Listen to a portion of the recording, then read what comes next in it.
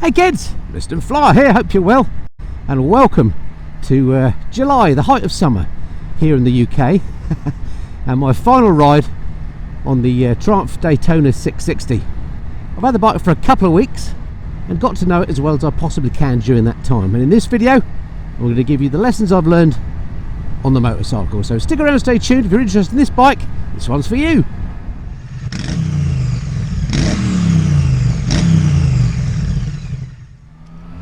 Okay folks, welcome back to the channel, and as I say, to my final review of the Daytona 660. Sorry the weather's so bad, this is blighty for you, I hope you see okay. Just give you a little bit of a wipe, there we go. So this video is going to take the form of kind of the pros and cons as they appear to me on this bike. I'm no expert, certainly when it comes to sports bikes, but this is kind of a soft sports bike if you like. So it's probably aimed more at the rider like me that's just going to ride on the road, not necessarily too worried about track days, things like that, just wants a bit of fun. And certainly it makes a lot more sense than a big litre sports bike when you think of it in those terms. So without further ado, let's get back into the drive, back to the Missenden Man Cave. Let's go through the pros and cons of this bike. So, welcome once again folks to my garage, where I'm glad to say it's nice and dry and warm, and the list of the cons around the new Daytona 660. What are the things about the bike that I don't like?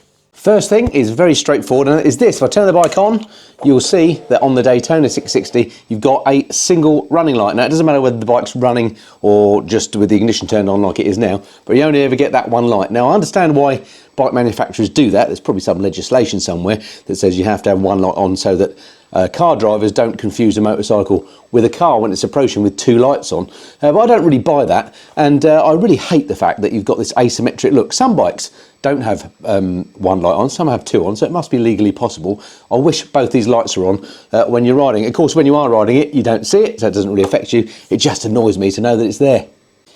Next up, these mirrors. There's just something about them that means it's quite hard to get a good view over your shoulder when you're using them. When you're sat on the bike, I mean, I quite like them, there's nothing wrong with them, they're a long way away and so on, but trying to get them adjusted so you can see well behind you, you're not just looking at yourself. For some reason, I've struggled with these mirrors. Next on my list of cons for the Daytona 660 is this wristy riding position. You are leant forward quite a bit, as you can see. It is a sports bike, but after a time, after about 3/4 of an hour, you start to get a bit of fatigue. Well, I certainly do, on my wrist and on my back. Now, as sports bikes go, it's not super extreme, but it's a bit more extreme than, say, the GSX8R.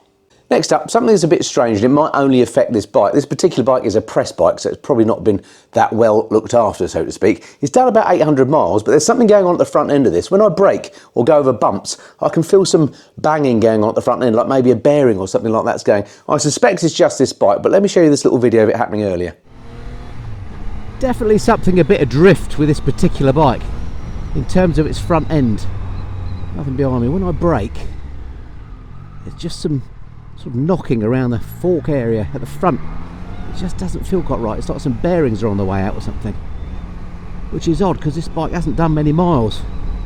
If you've got one of these or you've ridden one of these, let me know what your front end feels like. I think there might be an issue with this particular bike, so it might be a bit unfair of me to raise it, but I will mention it to Triumph when it goes back, just to see if there is something adrift with this one. Okay, next up in my list of negatives on the Daytona is this screen. It looks quite cute, but I found it remarkably ineffective. Once you start getting at a bit of speed, it actually spills all the turbulence straight into, well, about here for me. I'm a relatively short guy at 5'8", so if you're taller, it would be even worse. I think, yeah, the screen looks good, but not very effective. Next, this triple engine in here. I love triples, me and Triumph are the masters at making triples, and I do love this engine. But when you've ridden some of the other Triumph triples, you realise that this one isn't just quite as angry as some of the others. My old street triple, for example, which was the 675 from 2012, so a long time ago, was much angrier than this is. Now this has been tuned slightly differently for the Daytona 660, but I've ridden the Trident 660 as well, which is basically the same engine, albeit with some tuning changes, and I think the Trident felt a little bit more lively than this did. Might just be me. It was a while ago when I rode the Trident, but it's not quite angry enough, this triple. And finally on the cons list, it's just the overall fit and finish on the bike generally is pretty good, but there are one or two things that just let it down and make it feel a little bit like it's built down to a price. So for example, Things like this finish on here just doesn't, there's nothing intrinsically wrong with it, but just feels a little bit cheapo to me.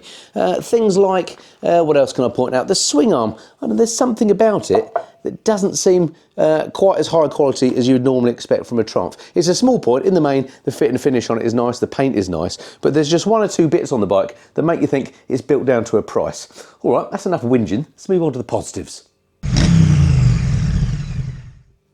Get a bit of a sense of deja vu here because I'm back down by the engine.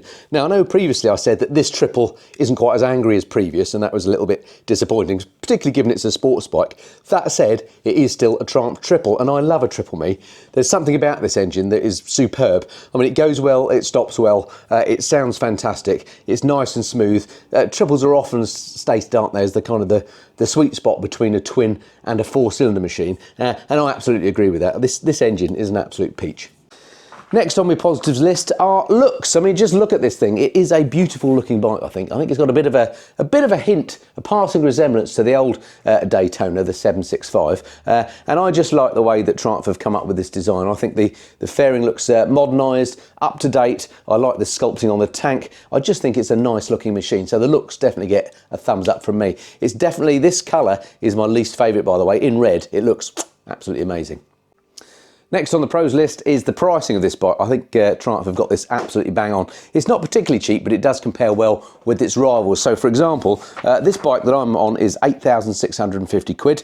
So it's the same ballpark as things like the Yamaha R7, which is 8,916, so 300 quid more. The Suzuki GSXS125 is 8,899, so again 250-ish quid more. And the Aprilia RS 660 is 10,300, so way more. So this is kind of the cheapest of that bunch, at least. So the final thing on my pros list, and arguably the most important thing about the bike, is how it makes you feel. The fun factor quotient on this is high. I think riding any sports bike makes you feel pretty cool, but because this one is particularly easy to ride, it makes you feel really cool. Because it looks good and you're in that sporty position, you just have a grin on your face. Despite the list of cons that I've gone through, I think the bike really does, it's just a fun machine to be on. So there we have it, folks. That's my pros and cons, lessons learnt on the Daytona 660. And overall, how am I left feeling about the bike? Well, to be honest, I'm a little bit underwhelmed. I'm gutted actually, because this was a bike I was really looking forward to riding, one that I thought would absolutely hit the sweet spot for me, but for some reason there's something about it. I just think those cons, there's just too many of them, that means I don't actually love the bike as much as I expected to. Sometimes I get a bike in that I actively want to go out and ride, and I was like that with the Suzuki GSX-8S. I was out riding that before I ever did my first ride review, and then during the period that I had that bike I wanted to go out and ride it, and I did so just for the hell of it. This bike, it's been completely the opposite. In fact, I've kind of almost avoided riding it because there's nothing about it that makes me want to leap on. I'm gutted about that, because there are a lot of upsides to it, and I am a Triumph fanboy. Please don't get me wrong when I say the bike is a bit meh. It does, as I say, put a grin on your face, like any sports bike does. Just not quite as big a grin as some other sports bikes. It does make you feel cool when you ride it. It's not as cool as it could be. Can't win them all. It's just a personal opinion. I'm no expert, as I said at the start of the video.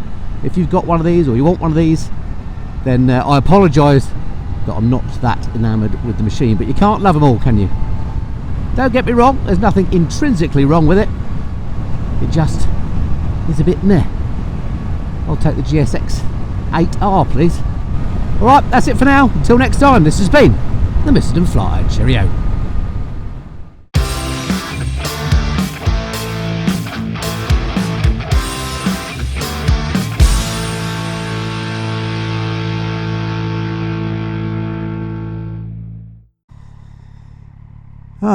White van stops play. I tell you what, bit of rain doesn't stop the white vans coming out for the day, does it?